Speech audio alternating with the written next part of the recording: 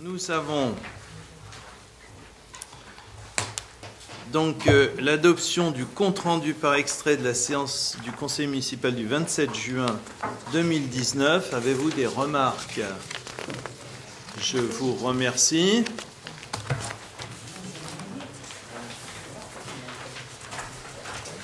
Bien, la première délibération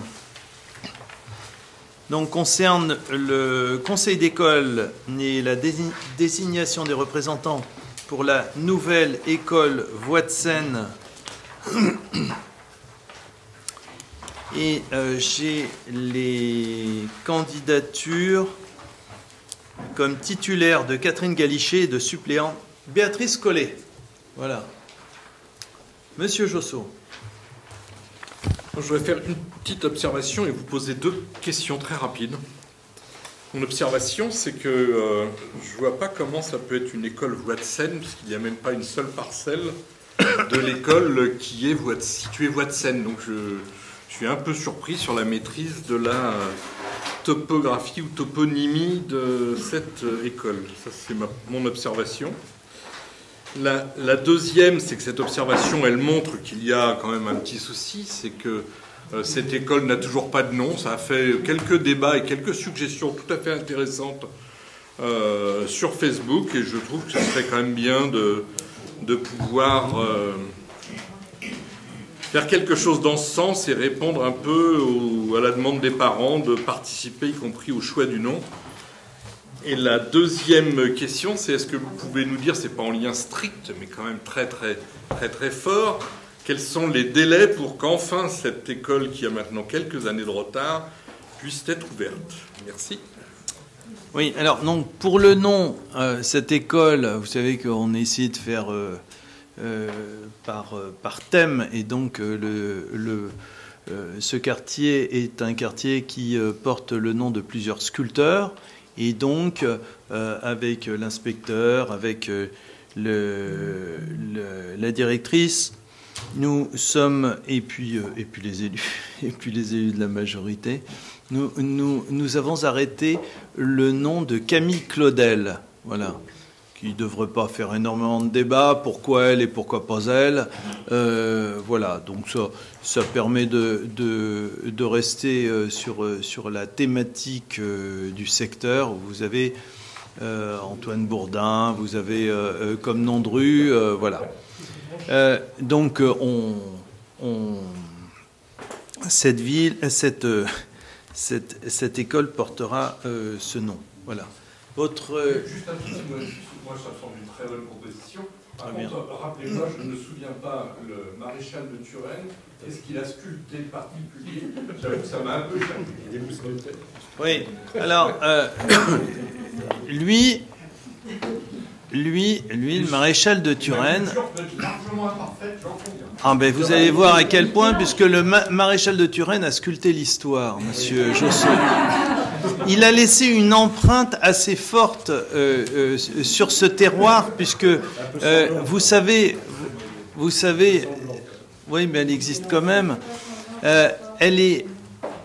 Les choses, lui a modelé l'histoire, puisque vous savez qu'à une certaine époque de notre histoire nationale, ce territoire a eu une importance tout à fait stratégique, et se sont affrontés donc le Grand Condé et le maréchal de Turenne pour le roi.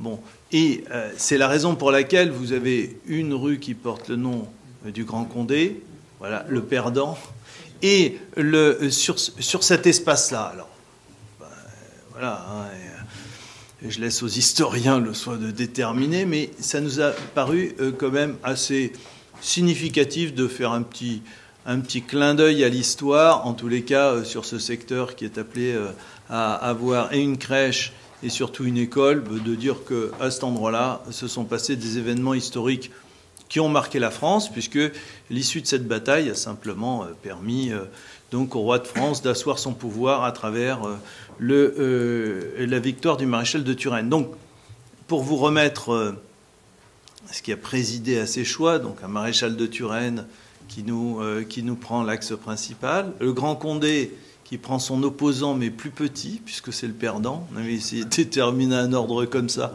qu'on a eu d'ailleurs l'occasion d'aborder lors du conseil municipal. Et puis après, donc vous avez Michel-Ange, vous avez Antoine Bourdelle, vous avez... donc voilà, c'est un peu ce qui décline, donc on s'est dit, bah, pourquoi pas un nom de sculptrice, parce que ça permettait d'équilibrer. Une femme, bon, hein, c'est donc par définition une sculptrice, et donc voilà, c'est ni plus ni moins, il fallait faire un choix, donc on est plutôt parti sur ces bases-là, qui d'ailleurs font pas énormément débat. Donc, et puis c'est pas quelqu'un qui génère une polémique ou quoi que ce soit. Bon, Camille Claudel est plus plainte qu'autre chose. Et donc voilà. Bon. Et je pense pas qu'on puisse mettre en cause son talent. Alors, pour un peu plus lourd, c'est-à-dire l'existence même et puis l'ouverture de ce groupe scolaire. Ce groupe scolaire, je m'en suis enquis il y a de ça encore très très peu de quarts d'heure.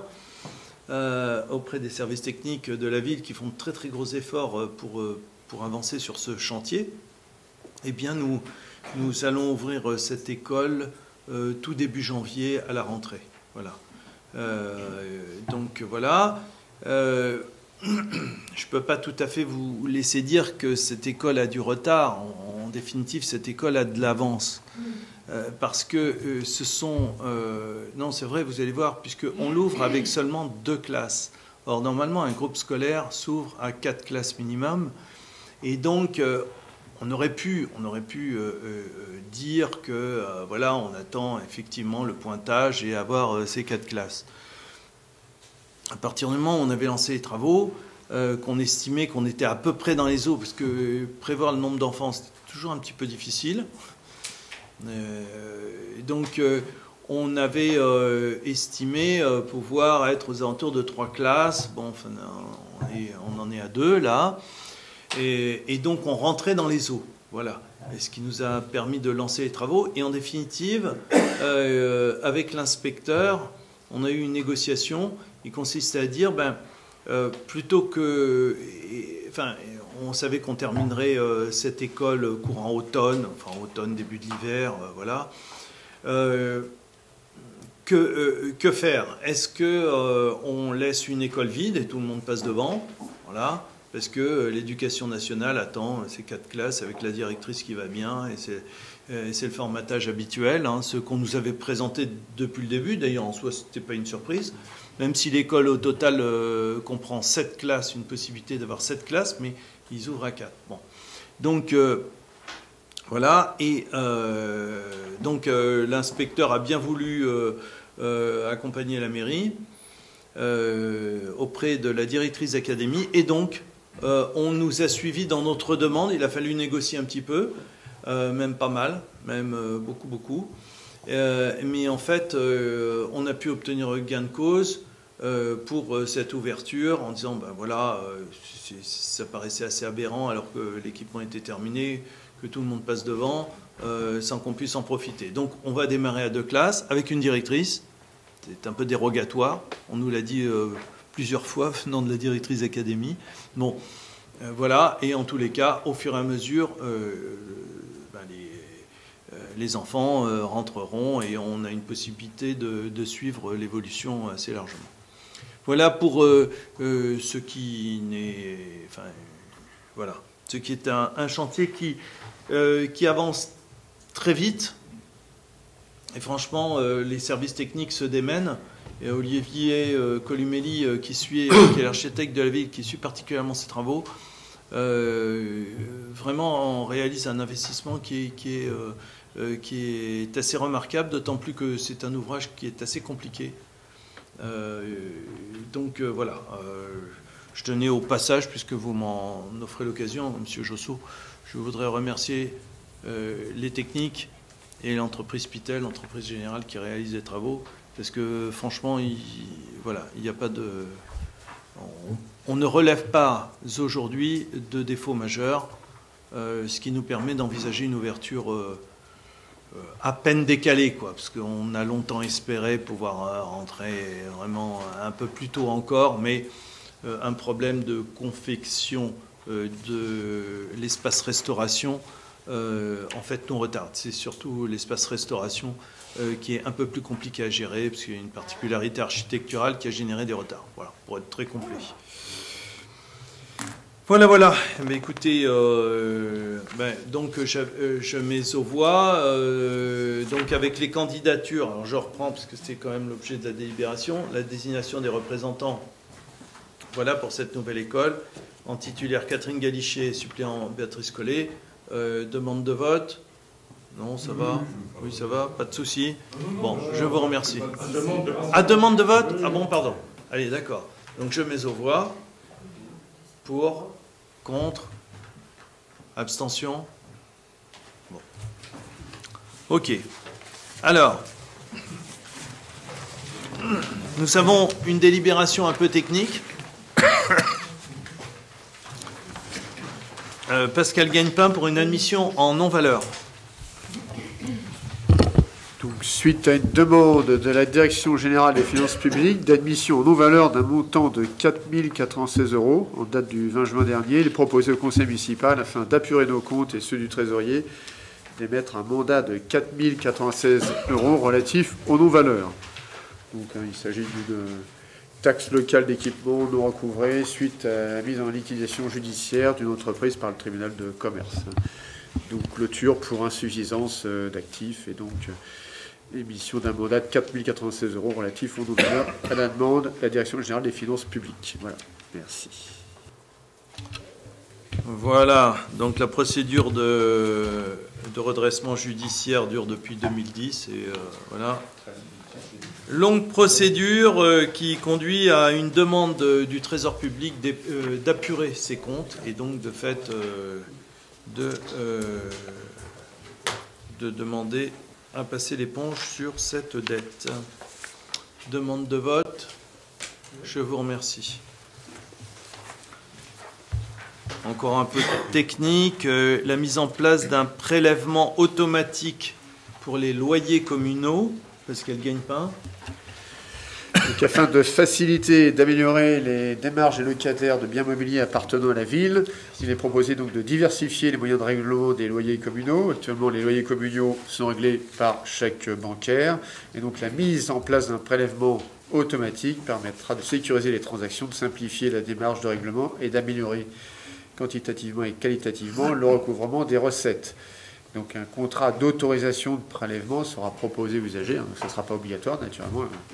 Un contrat d'autorisation sera proposé, de prélèvement sera proposé aux usagers.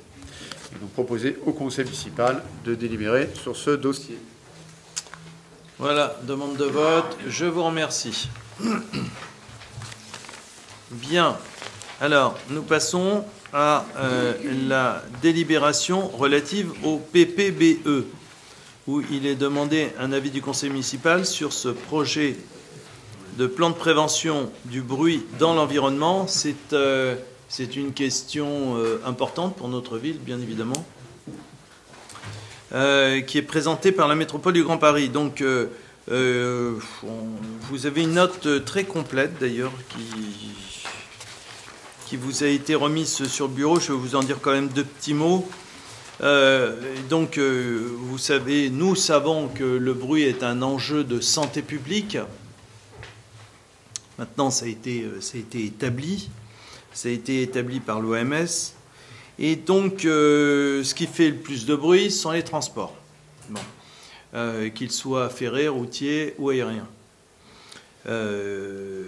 Et donc, le bruit dans l'espace public a fait l'objet d'une directive européenne, la 2002-49. Et cette 2002-49 a bénéficié de textes de transposition dans le droit français, ce qui est fait maintenant. Et donc, ça conduit à quoi? Ça conduit à l'établissement d'un diagnostic sur le bruit, avec des cartographies de bruit, et la mise en place d'un PPBE. Et le PPBE, c'est quoi? C'est un outil, une sorte d'engagement à réduire ces bruits. Voilà, c'est la philosophie du dispositif. Donc cartographie, diagnostic et mesures à prendre au niveau européen avec une normalisation européenne pour cheminer comme ça, étant entendu que dans les autres pays européens, d'ailleurs, la problématique du bruit a été prise en compte avant, bien souvent, avant que la France n'en prenne acte. Voilà. Donc, dans ce dispositif, vous savez que la compétence bruit appartient à la métropole du Grand Paris. On est donc certains regroupements de communes au-delà de 100 000 habitants doivent constituer des PPBE à partir de leur cartographie, ce que je vous disais tout à l'heure. La métropole du Grand Paris à laquelle on était rattaché à cette compétence bruit, du coup, c'est elle qui fait ça. Voilà. Donc, la métropole du Grand Paris a déjà établi une contribution. Et cette contribution, nous avons mis le pied dans la porte en disant mais attention, on souhaiterait, étant particulièrement affecté par les trois bruits, si j'ose dire, de routiers, ferrés et aériens, qui est d'ailleurs notre grosse spécificité, eh bien, on souhaite avoir pouvoir y contribuer largement. Donc, on a spécifié qu'on souhaitait passer au conseil municipal cette intégration est rentrée dans la consultation publique qui démarre du 1er octobre au 1er décembre 2019. Voilà. Donc, on va produire cette contribution et on souhaite qu'elle soit qu'elle puisse être adoptée le mieux possible dans le cadre de l'adoption de ce PPBE. Alors, et les grandes lignes, merci bien. Les grandes lignes, je vais quand même vous les décrire parce que ça me semble important, même si vous les avez sous les yeux et bien souvent ce sont des demandes qui sont un peu anciennes, mais ça me semble assez fondamental parce qu'il ne faut pas se fier à ce que nous vivons aujourd'hui. Cette période de silence où nous sommes en fait dans l'œil du cyclone, quoi.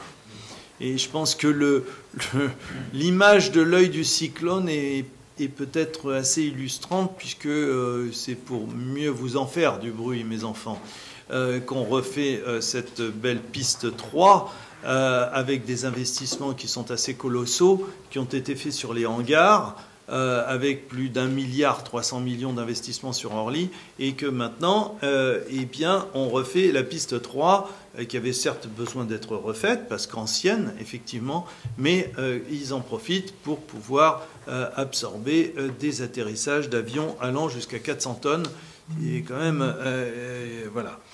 Donc, on a essayé de compiler avec l'aide des associations et en faisant œuvre de mémoire sur ce que nous véhiculons les uns et les autres en demande, dans nos recommandations et donc dans nos demandes, l'allongement du couvre-feu d'1 heure.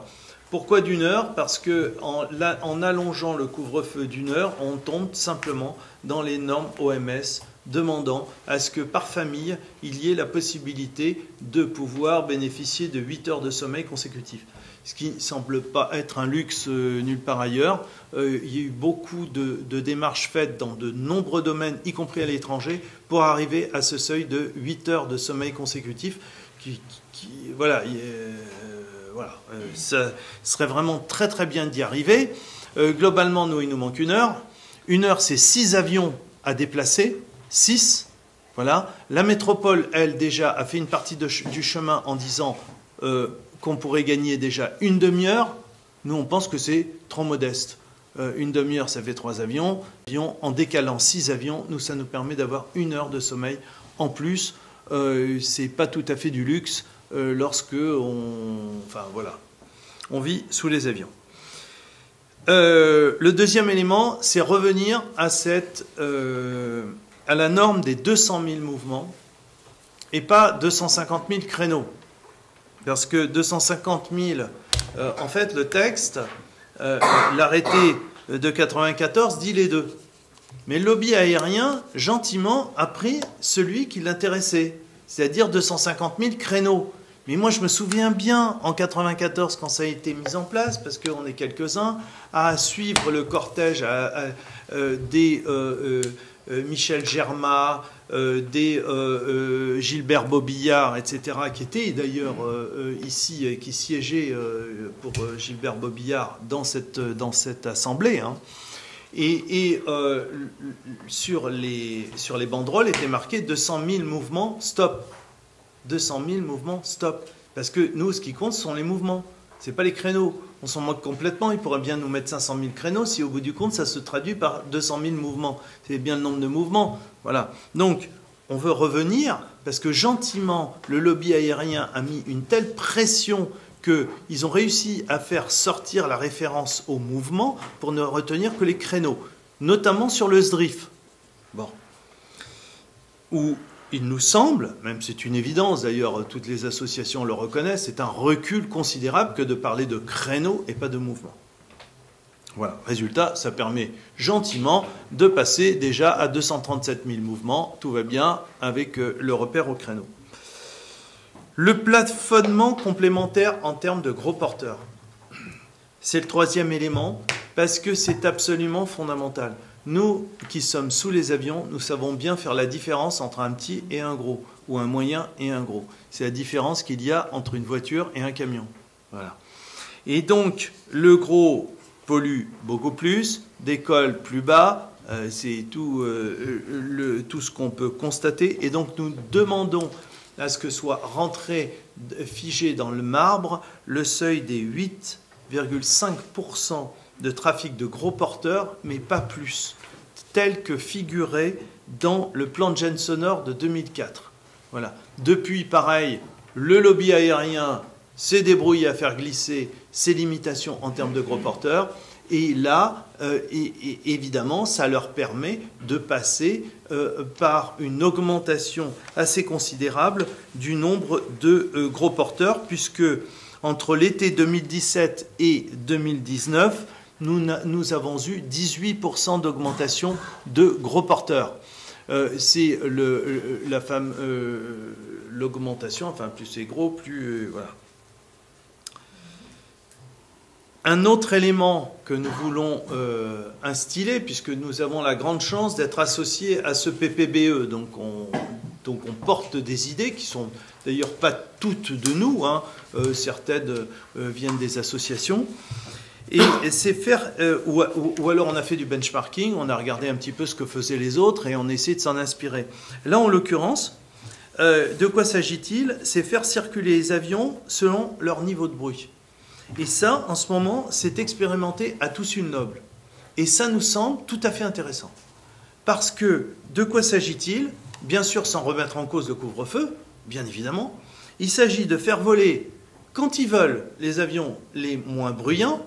En revanche, dès qu'on est sur des avions beaucoup plus bruyants, d'ancienne génération, etc., qui doivent être pénalisés, eh bien ceux-là, on les rabat sur des plages horaires qui sont contraintes et qui nous permettent de nous libérer. J'entends par ces plages-là, je suis désolé, je voudrais vraiment vous exposer ça parce que c'est super important pour les Villeneuvois. Et on a, du coup, ça nous permet par exemple de rabattre ces avions et de les faire sortir de la fameuse plage de nuit. Donc les avions qui sortent de la fameuse plage de nuit. Voilà. Nous, voilà, on serait très preneurs d'une telle expérimentation puisqu'on sait qu'il y a encore des avions qui sont ancienne génération et qui génèrent du bruit.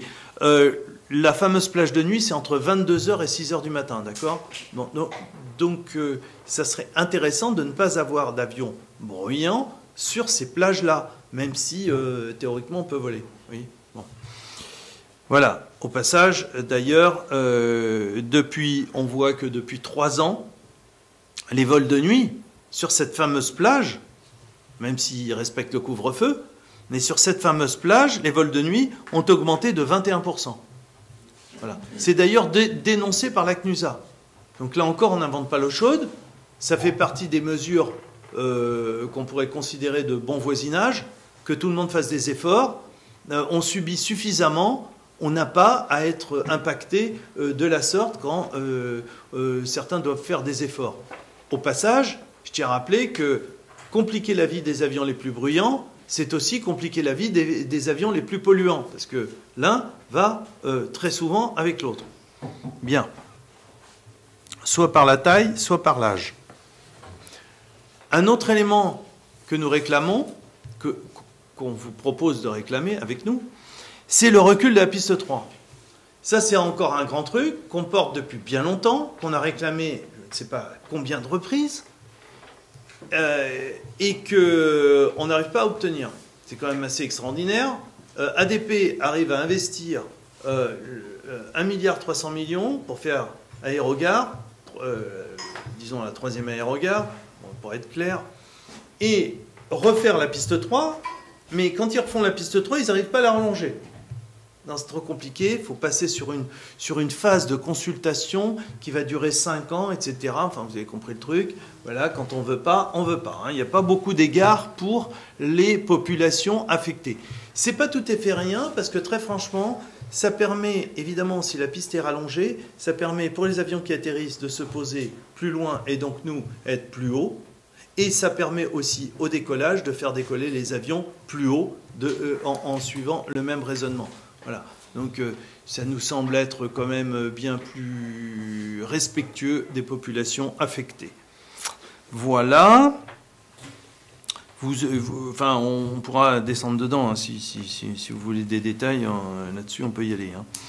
Hein. La répartition des vols, ça me semble être quand même frappé au coin du bon sens, parce que là, ils arrivent à faire tourner l'aéroport avec la piste 4.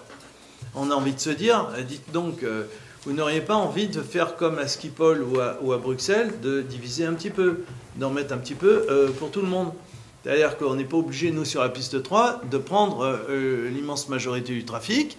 Hein, et c'est pas parce que ça va survoler quelques entrepôts d'Orly ou des Saint-Mauriens ou d'autres qu'on ne doit pas remettre en cause ces éléments-là, sans pour autant augmenter la capacité globale de l'aéroport. Attendez, il ne s'agit pas de dire la piste 3 à fond les manettes et le surplus, on le met sur la piste 4. Ce qui, d'ailleurs, risque de se produire si personne ne dit rien. Bon. Donc, là, il y a un vrai enjeu aussi, parce qu'on pourrait, avec le sacro-saint développement économique intégré, qu'on nous vend tout le temps en disant les emplois. D'ailleurs, au passage, on pourra en discuter si vous voulez, des emplois. Bon, les emplois qui diminuent tout le temps, parce que c'est ça la réalité sur la plateforme, enfin bon, et non qualifiés. Et donc, l'idée, c'est de dire, bah, écoutez, vous avez deux pistes qui sont quasi parallèles, et hormis quelques situations météo extrêmement particulières, on peut faire fonctionner ces deux pistes en même temps. D'ailleurs, ils ne s'en privent pas. Quand ils en ont besoin, ils l'utilisent comme ils veulent.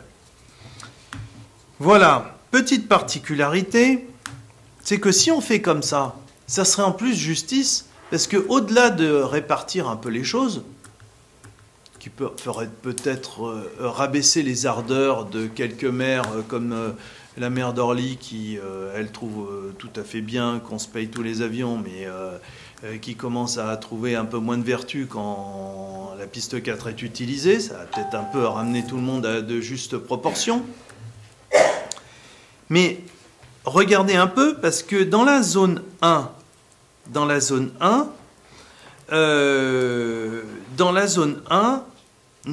nous avons 406 riverains. Dans la zone 1 du plan de Gensonor. D'accord ? On a 406 riverains. Si on sur la piste 3, chez nous. Si on prend la piste 4, dans la zone 1, c'est 0. 0 riverains. Déjà, ça commence à interpeller un peu. Et quand vous prenez la zone 2, eh bien, il y a 2 fois plus de riverains encore chez nous que chez les autres.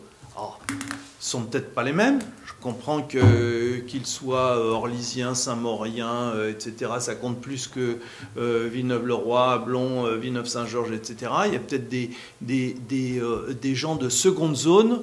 Moi, je ne peux pas entendre ça. Voilà. Donc, il faudra à un moment qu'on s'en explique. Même si, et c'est pas affaire de couleur politique, puisque j'ai pris Saint-Maur bille en tête. Hein, voilà. Je m'entends bien avec le maire de Saint-Maur par ailleurs, mais je pense que là, ça va pas très bien se passer. Mais il connaît déjà mon positionnement. Donc, point suivant, c'est mettre en place des procédures de vol permettant la réduction du bruit au sol. L'optimisation des procédures dites de moindre bruit et systématiser la descente continue. Ça, c'est pas trop pour nous, je vous le dis tout de suite. Mais enfin, comme on est joueur, on prend aussi les thématiques des autres. Parce que quand ils sont chez nous, ils sont déjà là. Hein. Bon, les descentes continues, on ne voit pas tellement le truc. Mais globalement, c'est vrai que Bruparif, là je change de casquette, a établi que la descente continue présentait un certain nombre de vertus. On pourrait pousser aussi toujours dans ces procédures-là. Ce que j'ai vu dernièrement, c'est des appareillages de Safran qui, par des procédés électriques, font que les avions utilisent des propulseurs électriques et pas au sol. Et pas, voilà, nous, ça nous enlève un peu de bruit, mais surtout un peu de pollution. Accélérer le renouvellement des flottes, c'est pas cher de demander ça. Bon, je ne garantis pas que tout le monde soit à l'écoute du conseil municipal de Villeneuve-le-Roi. Mais bon, si nous ne demandons pas, on ne risque pas d'être servi. Renforcer le dispositif d'aide à l'insonorisation, qui est encore une thématique. Là, je vais aller très très vite parce qu'on pourrait faire de longs développements. Sur l'aide à l'insonorisation, juste pour vous dire, c'est revenir à des seuils qui permettaient réellement de progresser, notamment en 2011. En 2011, il y avait 22 millions d'euros pour indemniser les 12 000 riverains qui ne le sont pas encore. Là maintenant, ça a fondu à 14. Alors vous étonnez que ça fonctionne moins bien. On nous dit que les gens déposent moins de dossiers, etc., etc. Évidemment, ils ont dégoûté tout le monde. C'est ça la réalité. Ils ont décroché du statut de 100% en passant à 80, alors que c'était une expérimentation qui devait être reconduite parce que frappé au coin du bon sens. Il faut revenir sur les seuils les seuils plafonds qui sont une véritable aberration. Je ne vois pas pourquoi on va laisser aux riverains, aux raisons de pollueurs-payeurs, le fait qu'il est à sa charge, ce riverain, une partie de l'aide à l'insonorisation. Je ne vois pas à quel titre, c'est du pollueur-payeur. Voilà, bon. J'ai noté aujourd'hui, en lisant un petit papier, que ADP versait d'ailleurs au passage 180 millions d'euros à l'État en dividendes. Voilà, donc je pense qu'on n'est pas à l'abri du besoin quand même. Bon, donc voilà. On doit pouvoir se laisser aller, faire un peu de générosité pour les gens qui subissent les nuisances. Voilà.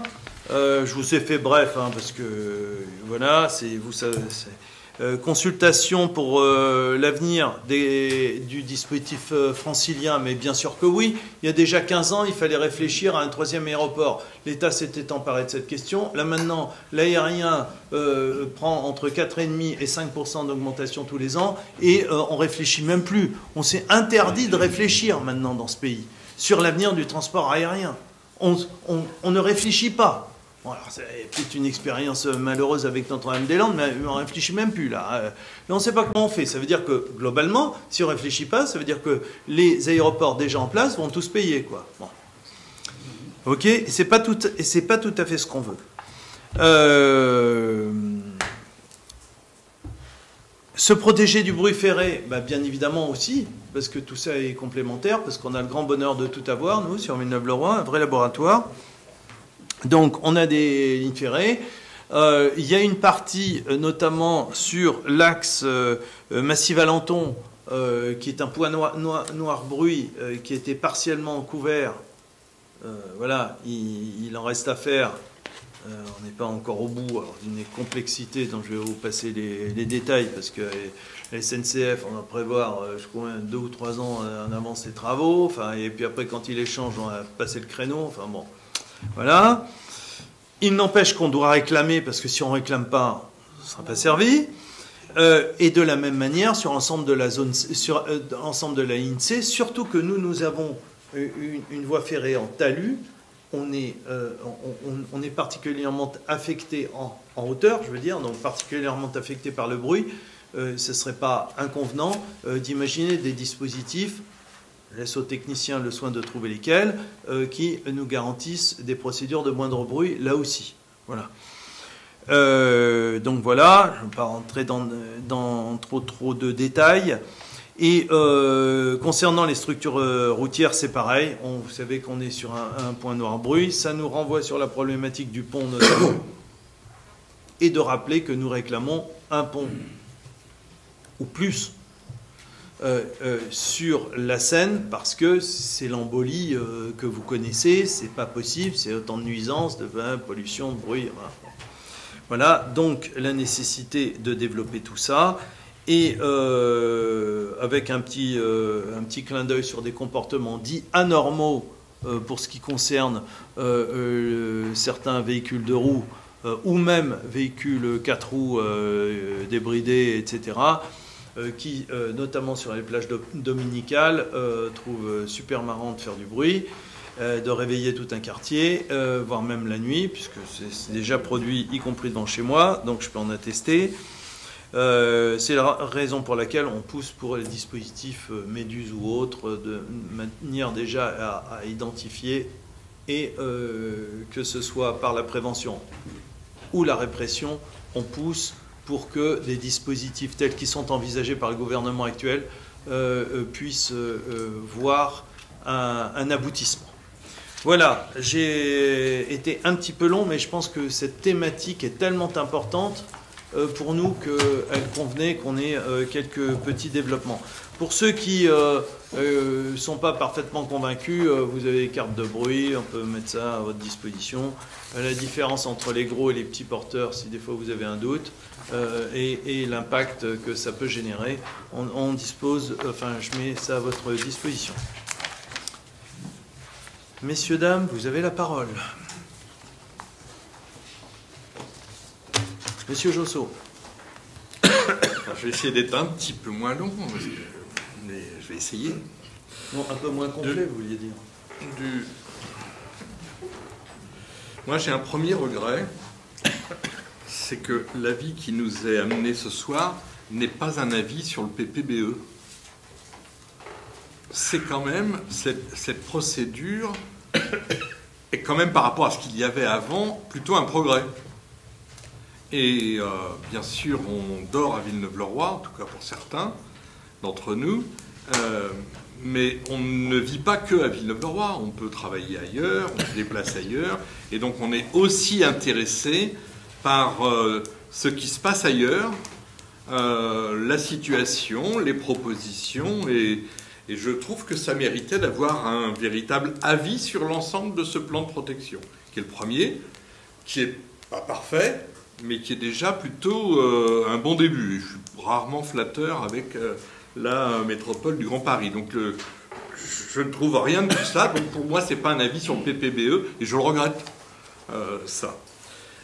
Deuxième chose, je voulais rappeler quand même, alors je ne vais pas citer les mots exacts parce que je ne les ai pas recherchés avant de venir ici, mais il y a quelques années, pour supprimer la zone C, vous aviez utilisé une expression dans votre argumentaire à l'Assemblée, et vous m'excuserez donc de vous citer imparfaitement, puisque je ressors l'idée, mais à quelques mots près, on va y être. Vous affirmiez à l'époque qu'il n'y avait pas plus de bruit à Villeneuve-le-Roi que dans une rue moyenne de Paris. Moi, ça, je ne l'ai pas oublié. Il doit manquer un mot, 2 mots, 3 peut-être, au maximum. En tout cas, l'idée, elle est exactement celle-là.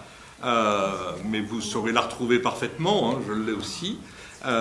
Et vous affirmiez des choses aujourd'hui que la réalité vous contredit totalement, mais vous êtes toujours prêt, quand il s'agit de construire, à dire un jour quelque chose et le lendemain tout à fait autre chose.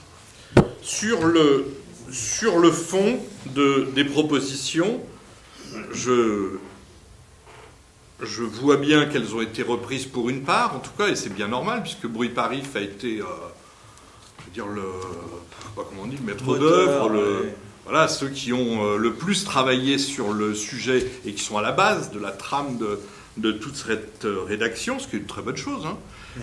Et donc, pas de problème là-dessus. Je vois bien qu'un certain nombre, ou un nombre important de propositions ont été faites, que certaines sont surprenantes, que pour l'essentiel, elles auraient pu faire l'objet de consensus, sauf qu'il y en a un certain nombre qui, pour moi, en tout cas, ne sont pas acceptables ou sont bien prématurées. Donc je ne m'étendrai pas sur celles sur lesquelles il n'y a aucun problème, hein, puisque il y a plein de choses qui font totalement consensus avec l'ensemble des associations. Mais par exemple, le recul de la piste 3 est peut-être une bonne solution. Peut-être. Je n'en sais rien. La décision qui a été prise en commission consultative de l'environnement, vous y étiez, c'est effectivement de mener les études pour voir si on recule le progrès que ça peut faire d'un côté, mais également le mal que ça peut faire à l'autre bout. Voilà. Et bien, cette étude-là, pour l'instant, elle n'est pas achevée. Et c'est dommage, et je peux le regretter. Mais donc, mettre aujourd'hui, décider le recul de la piste 3, ça ne me semble pas raisonnable tant qu'on n'est pas allé au bout des études. Voilà. Ça, c'est l'un des éléments sur lesquels je ne souhaite pas prendre position, parce que je ne sais pas. Et moi, je ne pense que ça n'est jamais une bonne solution d'améliorer notre propre situation si c'est pour le faire au détriment d'autres. S'il n'y a pas de problème, moi, parfait, rallongeons cette piste. Sur la procédure de vol permettant la réduction de bruit, pas de problème, mais sur la descente continue. Sur la descente continue, là aussi, c'est un débat un peu technique, je ne vais pas y rentrer dans le débat technique. Cette procédure est en cours d'étude en ce moment même sur Roissy. Moi, je participe, au nom de Pégase, à un groupe de travail avec certains de vos amis sur le bruit dans le cadre du comité permanent de la commission consultative de l'environnement de la CCAR à l'aéroport. Il y a 3 semaines de cela, on s'est vu. Et quand on discute technique sur l'aspect de cette descente continue, qui pour nous, à Villeneuve-le-Roi, n'aurait zéro intérêt, ni Villeneuve-le-Roi ni Ablon, ça c'est clair. Mais aujourd'hui, dans cette même réunion, l'un de vos amis, M. Goutier, ami politique très proche, a très précisément dit, au nom d'une association, et je ne suis pas compétent sur cette question-là, que cette procédure était impossible à mettre en œuvre sur sur Orly, pardonnez-moi. Donc, je ne sais pas quelle est la réponse, mais l'affirmer comme une demande, alors que les études ne sont pas terminées sur Roissy, qu'elles vont démarrer prochainement sur Orly, et qu'il y a des associations qui considèrent que ça n'est pas possible, vous voyez, je pense qu'il y a parfois un peu de prudence à avoir sur quelques sujets trop techniques sur lesquels nous ne sommes pas compétents. Voilà. Même si je regrette moi aussi parfois, mais je trouve que ça va un petit peu mieux depuis 1 an ou 1 an et demi, que l'aéroport, qui doit amener une série d'études techniques, soit bien lente. Je trouve que depuis l'arrivée de M. Lacotte, les choses sont quand même un petit peu plus intéressantes. Donc il y a, je passerai sur les trucs, sur les gros porteurs ou des choses de ce genre, dans le PGS, il n'y a pas de normes précises sur la question des gros porteurs. C'est l'une de nos difficultés d'ailleurs. Il y avait dans le projet de PGS précédent un chiffre précis qui a été retiré dans le PGS qui est adopté. Il n'y a pas de limitation sur le nombre de gros porteurs. Et sans doute que personne n'y avait pensé à ce moment-là, mais ça limite considérablement, et ça interdit même totalement cette possibilité de faire réviser le PGS dans le cadre de l'augmentation du nombre de gros porteurs. Ce qui ne signifie pas qu'il faut faire des choses, il n'y a pas des choses à faire, mais je trouve qu'il y a des choses qui s'affirment sans avoir l'ensemble du tableau. Après, moi j'ai deux autres choses qui ne me conviennent pas, et qui sont logiques, puisqu'on n'a pas fait... Il n'y a pas d'analyse qui a été faite sur l'ensemble du PPBE. C'est que par exemple sur la question du bruit ferré, donc je m'échappe, il y a dans ce qui concerne le secteur de Villeneuve, un 8e secteur, aucune demande qui est faite par la ville, qu'il y a des colonnes, concernant la réduction du bruit ferré. Je suis un peu surpris, je crains qu'il y ait une focalisation et qu'à la fin on se soit dit, il faut juste rajouter quelques lignes parce qu'on a oublié d'autres choses. De la même manière, le pont supplémentaire sur lequel, en tout cas avec moi, il y a consensus. Pas forcément avec tout le monde ici, mais avec moi, je partage totalement cette prise de position. Or, ça ne fait pas partie des demandes qui sont faites par la collectivité dans le cadre du PPBE, qui est en ce moment même en cours de consultation. C'est dommage. Non mais, c'est dommage. C'est ce document-là qui est en cours de consultation. C'est pas notre vœu. Notre vœu, lui, ne sera pas soumis à la consultation. Voilà. Donc, je voulais dire, pour ces raisons-là, pour toutes ces raisons-là, et j'évite de rentrer dans la polémique sur certains autres, je regrette, je trouve que c'est nettement imparfait, et je m'abstiendrai donc sur cette délibération. Bien. Quelqu'un veut intervenir? Je fais pas de bruit. Bon. Donc, bon, pour l'histoire du recul de la piste, par exemple. Pour l'histoire du recul de la piste, moi je suis le maire de Villeneuve-le-Roi. Bon. Je réagis exactement de la même manière que sur le partage entre les deux. Je suis en train de répondre globalement. Le partage, ça signifie, par exemple, et moi j'avais totalement sous-estimé cette question-là, et le passage sur la piste 4, ça signifie que les gens qui sont au bout de la rue Raguel-les-Pines, ils ont un bruit qu'ils n'avaient pas avant, c'est les Villeneuvois, pareil. Les gens du quartier du Coteau, ils ont un bruit qu'ils n'avaient pas avant, ce sont des Villeneuvois de la même manière, et moi j'avais sous-estimé, je pensais que c'était pour tout Villeneuve et Ablon un énorme progrès, et bien il y a une partie de Villeneuve-le-Roi pour laquelle ça a été extrêmement très. Voilà, juste ça. Donc moi je suis pas d'accord. Quand on est dans la merde, je suis pas pour que tout le monde soit dans la merde. Voilà. Donnez-moi la vulgarité. Ouais. Non mais dans la vie, non mais moi je suis parfaitement respectueux du positionnement des uns et des autres. Ouais, pas de problème, pas de problème. On fait les choix qu'on veut. Mais simplement, là, on a une possibilité de choisir.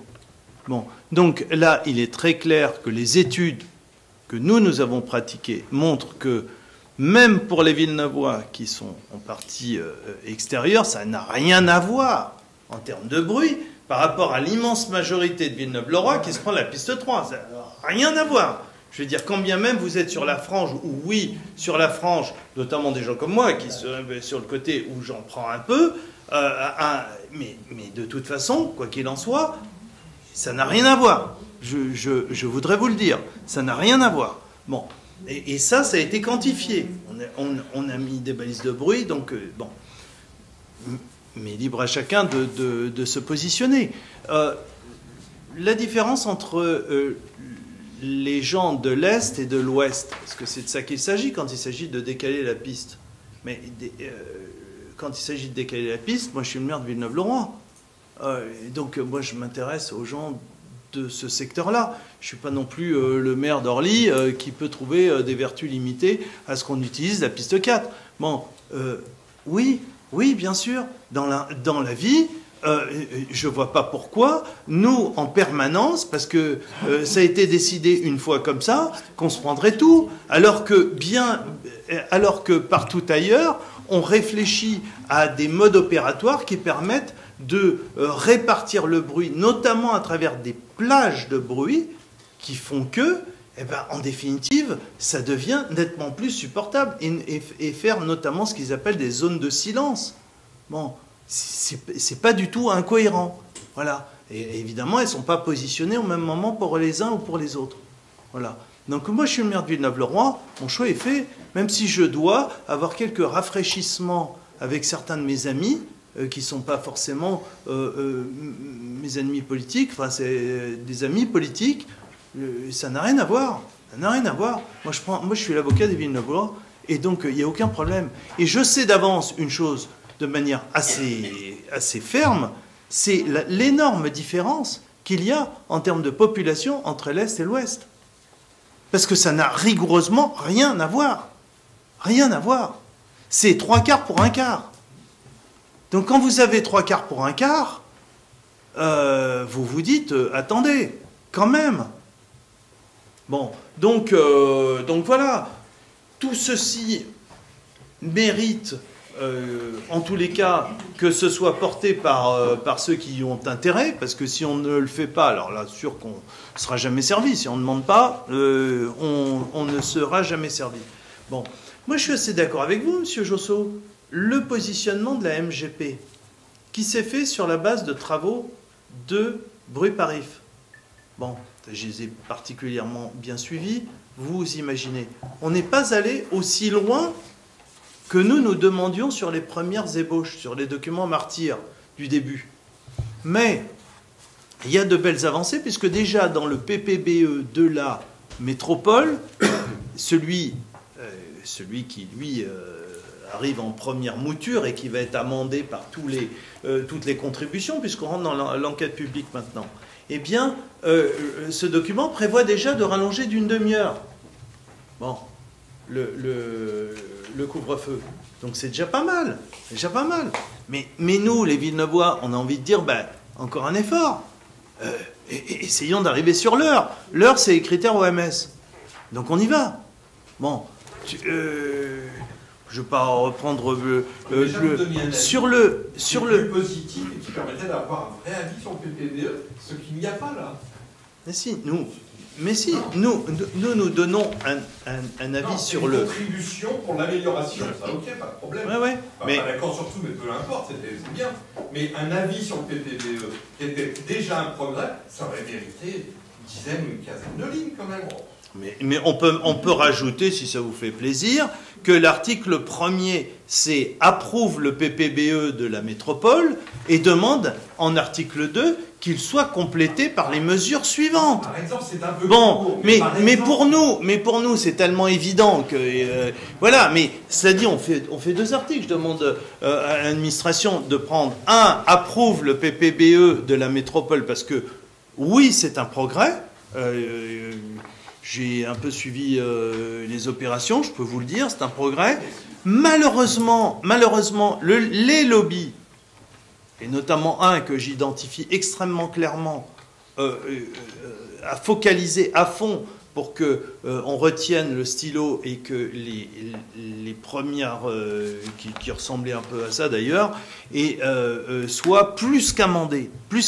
Et d'ailleurs, le stylo a tellement été retenu qu'il faut voir la contribution du territoire, où là, carrément, il n'arrive même pas à écrire que c'est un bien, que la demi-heure gagnée par la métropole, la demi-heure gagnée par la métropole mérite, selon la contribution territoire, doit mériter des études approfondies. On a envie de dire, attendez, nous c'est tout vu, quoi. Il a atteint une demi-heure, quoi, déjà. Bon, c'est tout étudié, quoi. Bon, alors, ok. Donc, ok pour dire métropole déjà mieux que la situation actuelle, parce que pire que ça, déjà, c'est compliqué. Mais que nous souhaitons aller plus loin à travers ces éléments contributifs. Je veux dire, ça me paraît quand même... Donc, on fait un article 1, approuve le PPBE de la métropole, et un article 2 qui dit qu'on souhaite compléter la contribution suivante et les points suivants. Avec votre accord, on peut faire comme ça. Quand, juste un mot pour dire que la limitation en termes de gros porteurs, 8,5% de gros porteurs, figurait bien dans le PGS de 94. Oui, mais pas dans celui qui est en cours. Ah non, mais bien évidemment, ils l'ont fait sauter, M. Josso. Comme dans le SDRIF. On parle de loi aujourd'hui, et là, c'est une de nos difficultés. Le PGS n'a pas de chiffre. Et donc aujourd'hui, comme il y a eu le débat à la CCE, et vous y étiez, avec la demande de révision, c'est un débat que nous avons eu avec la sous-préfète encore il y a 3 semaines, et la réponse c'est, eh bien aujourd'hui, il n'y a pas de raison, puisqu'il n'y a pas de chiffre dans le PGS. Voilà. Donc il faut trouver également, tous ensemble, d'autres arguments pour retrouver, voilà. Non mais d'accord. d'accord. Dans le PGS, la dernière fois, vous y étiez quand même largement pour quelque chose dans le dernier. Oui, mais justement, on n'a pas été suivi. On n'a pas été suivi, monsieur. On affaiblit sur la question du bruit quand on dit qu'il n'y a pas plus de bruit à Villeneuve que non. de Paris. Vous voyez, mais tout dépend de quel secteur de Villeneuve-le-Roi. Mais c'est très commode pour vous, parce que ça vous empêche de dire un oui franc et massif. Alors vous allez chercher sur des trucs. Mais bien sûr que oui. Sur Villeneuve-le-Roi, vous avez une cartographie de bruit. Vous avez des secteurs qui sont même hors bruit. Bon, mais bien sûr. Mais non, monsieur Josso. Même Nexity. Mais non, mais attendez. Au-dessus de quelle norme? Sur une rue secondaire Mais oui, monsieur Josso, mais oui, il faut savoir que la rue de l'université... Attendez, vous n'avez pas bien regardé. Écoutez, on l'a juste un peu établi, donc vous allez quand même me céder ça. Vous allez quand même me céder ça. Bon, on a quand on regarde quand on regarde les niveaux de bruit, et notamment les niveaux de bruit constants, hein, il faut savoir que rue de l'Université, vous avez un seuil de bruit qui est absolument considérable et qui, à bien des égards, hormis la zone 1 du PGS, est au moins au même niveau que, on va dire, pratiquement les 3/4 de Villeneuve-le-Roi. Rue de l'Université, à cause des pavés et du nombre considérable de véhicules qui est constant. Mais bien sûr, vous prenez la cartographie, c'est comme ça. Les chiffres sont têtus.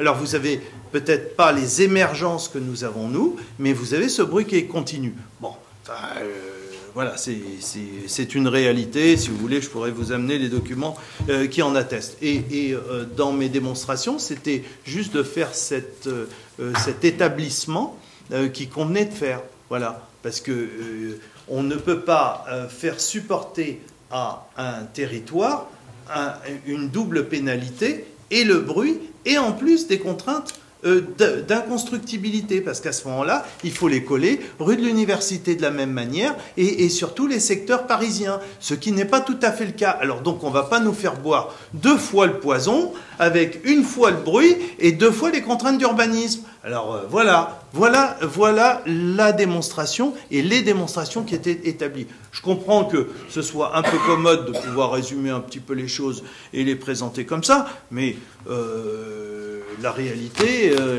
c'est celle-là. Bon, enfin, quoi qu'il en soit, amender de la sorte, j'espère que ça peut peut-être nous réunir, amender de la sorte en considérant que c'est... que de toute façon, dans la note, oui, dans la note, c'était bien mis. La note est très claire. Hein, le projet de PPBE métropolitain apporte déjà des réponses intéressantes. Hein, non mais d'accord, mais on vous disait dans quel esprit on avançait. Bon. Allez, d'accord. C'est pas une mauvaise rédaction, mais il n'empêche que présenté comme ça, peut-être que ça vous me donnerez au moins acte du fait qu'on fait des efforts. Hein. Donc, présenté comme ça, j'espère que ça va vous convenir, de façon à ce qu'on puisse se retrouver sur un document. En tous les cas, moi je le souhaite, le bruit étant ce qui est le plus partagé, ça pourrait donner un signe pour l'avenir. Voilà. Bon. De considérer que les gros porteurs font beaucoup plus de bruit que les autres et il convient de les limiter comme ce fut le cas par le passé. Voilà. Et qu'aujourd'hui, il n'y a aucune limitation sur les gros porteurs. Là, voilà la réalité. Alors qu'ils utilisent le véhicule ou même un véhicule législatif, moi je veux bien, même si c'est du domaine réglementaire. Peu importe, peu importe. Mais en tous les cas, que ce soit dans le prochain PGS ou à travers un autre outil, mais qui réglemente les gros porteurs. C'est juste l'objet de ce truc. Voilà. Bien, je mets aux voix. Ceux qui sont d'accord, le manifestent en levant la main. Je vous remercie. Contre? Abstention? Bien. Pour une des premières fois, vous avez effectivement accepté d'améliorer en 17 ou 18 ans, je crois que c'est la première. La deuxième fois, je veux dire, j'ai déjà eu une fois une délibération, mais le partage du bruit, c'est quelque chose que j'avais accepté. Oui, enfin bon, ça fait toujours beaucoup de bruit pour rien. Je m'en rends compte. Ouais. Enfin bon. Je tiens à préciser que si on ne retoque pas souvent nos délibérations, c'est qu'elles sont plutôt bien tournées. Il faut dire d'ailleurs au passage qu'on y consacre pas mal de temps. Bon, les élus savent de quoi il en retourne. Bien, nous passons maintenant à la modification du tableau des effectifs du personnel municipal. Alors, vous avez, là encore c'est technique, hein. Vous avez un certain nombre de modifications, d'avancement, voilà, ça suit l'actualité et les nécessités des services. Demande de vote, je vous remercie. Bien, eh bien, écoutez, je vous souhaite une bonne soirée.